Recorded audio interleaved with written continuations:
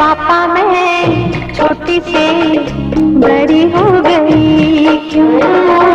पापा मैं छोटी से बड़ी हो गई क्यों?